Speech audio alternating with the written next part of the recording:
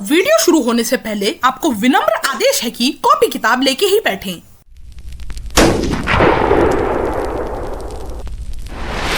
आज के इस लेक्चर में हम लोग डिस्कस करेंगे इम्पटी सेट। चलिए बिना टाइम वेस्ट हम लोग समझते हैं इम्पटी सेट्स क्या होता है। सबसे पहले हमें यह पता होना चाहिए भाई इम्पटी होता क्या है। इम्पटी का मतलब होता है खाली, यानी वैसा चीज जो बिल्कुल खाली है, यानी इम्पटी सेट यानी वैसा सेट जो बिल्कुल खाली है। यदि आपको सेट समझना है, सेट को कैसे रिप्रेजेंट किया जाता है ये समझना है, क्या क्या सिंबल्स होते हैं सेट के ये समझना है, तो आपको लेक्चर 1 देखना ही पड़ेगा। ठीक है, लेक्चर 1 देखिएगा तभी जाके आपको लेक्चर 2 क्लैरिटी के साथ समझ में आएगा। चलिए, इम्पटी सेट का मतलब हुआ एक वैसा सेट जो कि बिल्कुल खाली हो। आपको पता है सेट कैसे लिखा जाता है। जैसे मान लेते हैं कि ए बराबर एक सेट है जो कि है इस तरीके से, यानी सेट को हमेशा कर्ली ब्रैकेट के अंदर लिखा जाता है, जो कि मैंने बहुत ही अच्छे से डिस्कस कर रखा है इन चीजों को। ठीक है, तो जैसे मान लेते हैं कि ए बराबर एक सेट है कर्ली ब्रैकेट में, और मैंने आपको बताया था कि कर्ली ब्रैकेट जो रहता है उसी के अंदर ऑब्जेक्ट रहता है। बट देखो यहां कुछ भी ऑब्जेक्ट नहीं है। क्यों? क्योंकि सेट ए को मैंने इम्पटी माना है। ठीक है, यानी इम्पटी सेट वैसा सेट होता है जिसमें कोई ऑब्जेक्ट ना हो, जैसे set A. This is the empty set. ठीक है, क्योंकि इसके कर्ली ब्रैकेट के अंदर कुछ नहीं है। यदि कुछ आ जाता तो फिर ये इम्पटी सेट नहीं रहता। जैसे b बराबर यदि मैं लिख दूं 1 तो ये इम्पटी सेट अब नहीं है, बट ये इम्पटी सेट है। ठीक है, तो इम्पटी सेट को रिप्रेजेंट करने का एक और तरीका होता है या फिर एक और सिंबल होता है जिसको बोलते हैं फाई। ठीक है, इस सिंबल को पढ़ा जाता है फाई, यानी इम्पटी सेट को हम फाई से भी रिप्रेजेंट कर सकते हैं। चलिए एक बार फिर और अच्छे से क्लैरिटी के साथ समझते हैं। अरे हाँ जाओ समझ लेते हैं। जैसे अभी हमने लिखा कि ए बराबर कर्ली ब्रैकेट, ये भी तरीका है इम्पटी सेट को रिप्रेजेंट करने का। इसके साथ साथ इसके बराबर हम फाई भी लिख सकते हैं, क्योंकि इम्पटी सेट को फाई से भी रिप्रेजेंट किया जाता है। तो मेरे अकॉर्डिंग चीज आपको समझ में आ रही होगी। अच्छा, कई जगह इम्पटी सेट को आप अलग अलग नाम से बोल सकते हैं, इम्पटी सेट तो बोल ही सकते हैं। ठीक है, इसके साथ साथ आप इसको वाइड सेट भी बोल सकते हैं। वाइड मतलब होता है खाली, इसका मतलब भी खाली होता है, वाइड सेट बोल सकते हैं। वाइड नहीं बोलना चाहते तो आप नल सेट बोल सकते हैं। जैसे बोलता है ना कि घर में यह नल्ला बैठा है, नल्ला का मतलब क्या है? उसके पास कोई काम नहीं है। ठीक है, तो यहाँ नल सेट का मतलब क्या है? उसके अंदर कोई भी एलिमेंट नहीं है। चल, तो ये हो गया नल सेट। ठीक है, नल्ला, नल्ला से याद रखना नल सेट। यानी इम्पटी सेट बोल लो, वॉइड सेट बोल लो, नल सेट बोल लो, तीनों में से कुछ भी लिखा रहे, इसका मतलब समझना है कि उसमें कोई एलिमेंट नहीं है। चीज समझ में आ रही है? चलिए हम लोग आगे की ओर बढ़ते हैं। अब क्या बोल रहा है, देखो मेरा जो पढ़ाने का तरीका है ये बिल्कुल एक सिस्टमेटिक वे में रहेगा, और मैं एक बुक को फॉलो कर रहा हूं जो कि आपका एनसीईआरटी है, इंक्लूडिंग आर डी शर्मा या आर एस अग्रवाल। मैं बोर्ड लेवल का पढ़ाता हूं, यहां आप स्कूल लेवल का अच्छे से प्रिपेयर कर सकते हैं। ठीक है, चलिए यहां पढ़ने के बाद आपसे हम्बल रिक्वेस्ट है कि आप आर डी शर्मा बनाना है आपको या आर एस अग्रवाल बनाना है, दोनों बुक में से एक बुक बनाना है, प्लस एनसीईआरटी तो करनी ही करनी है। और यहां से पढ़ने के बाद सारा क्वेश्चन बन जाएगा, एनसीईआरटी का सारा क्वेश्चन बन जाएगा, आर डी शर्मा या आर एस अग्रवाल का सारा क्वेश्चन बन जाएगा। तो इस बात को आप ध्यान रखिएगा। चलिए कुछ क्वेश्चंस करेंगे और यहां से जो भी हमारा कॉन्सेप्ट है ना उसको बिल्कुल क्लियर कर लेंगे।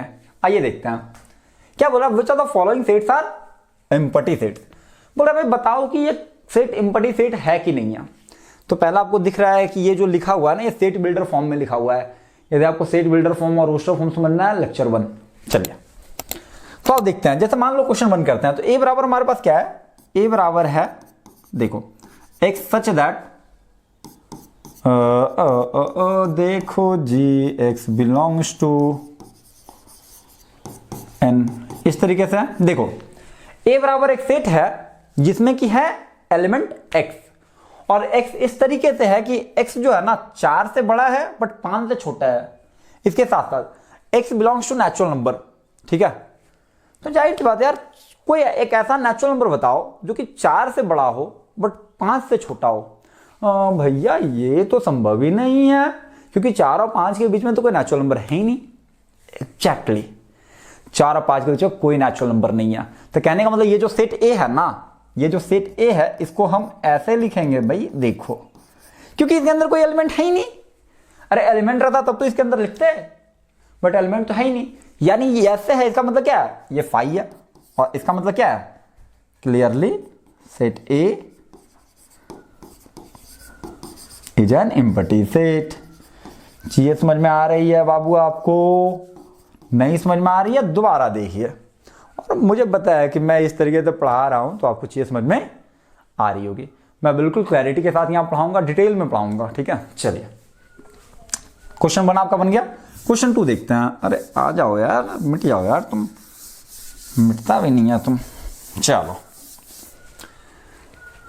बी में क्या है क्वेश्चन में, ए बराबर है, इसको पहले क्वेश्चन थोड़ा सा नोट डाउन कर लेते हैं। ए बराबर है बाबू आपका एक्स सच दैट, मैंने बहुत ही डिटेल में पढ़ा रखा है लेक्चर में, उसको बिल्कुल देख के आइए, ठीक है, ये आपके लिए ही है, ठीक है। आप उसको देखिएगा तब आपको ये समझ में आएगा, ठीक है। चलिए x such that x square is equal to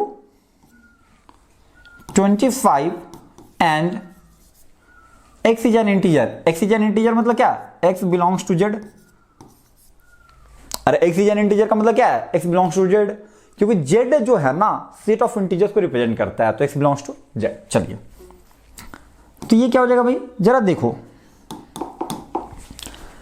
x इस तरीके से है कि एक्स स्क्वायर बराबर 25 है और एक्स एक इंटीजर है, ये हमें पता है। चलो देखते हैं, यानी एक्स स्क्वायर बराबर क्या है 25, ये स्क्वायर उधर जाके अंडर रूट, ये पता है, स्क्वायर उधर जाके अंडर रूट, यानी एक्स बराबर अंडर रूट क्या है, आगे क्या लगता है प्लस माइनस। ये बेसिक्स है जो क्लास 10th में आपने जरूर पढ़ा होगा। यदि आप 11th में मैथ्स लिए हो तो मुझे पता है कि आप लोग इंटेलिजेंट बच्चे हो, इंटेलिजेंट बच्चा ही मैथ्स लेता है, ठीक है। चलो तो एक्स बराबर क्या था, प्लस माइनस रूट 5, और ये आपको पता है एक्स बराबर प्लस माइनस रूट 25 को आप क्या लिख सकते हैं 5 × 5, और इसमें से प्लस माइनस एक 5 बाहर निकल जाएगा, 2 5 है तो उसमें से एक 5 बाहर निकल गया, यानी हमने पाया कि x बराबर प्लस माइनस 5, यानी आप कह सकते हैं x is equal two plus 5 comma minus 5, ठीक है। यानी ये जो सेट ए है हमारे पास, तो चलो यहां तक समझ में आ गया आपको, नोट डाउन कर लीजिए, मैं इसको इरेज कर रहा हूं, ठीक है। चलो हमने क्या देखा कि x बराबर हमारे पास है प्लस 5 माइनस 5, यानी a बराबर हमारे पास क्या है प्लस 5 कॉमा माइनस 5, और प्लस 5 और माइनस 5 दोनों इंटीजर है। इंटीजर तो आपको पता है नेचुरल नंबर 0 और नेगेटिव नेचुरल नंबर, ठीक है। तो ऑफ कोर्स ये भी इंटीजर है और ये भी इंटीजर है, तो यानी सेट जो ए है ना, यानी क्वेश्चन जो बी में है वो इम्पटी नहीं है, तो इसमें क्या लिखेंगे, हियर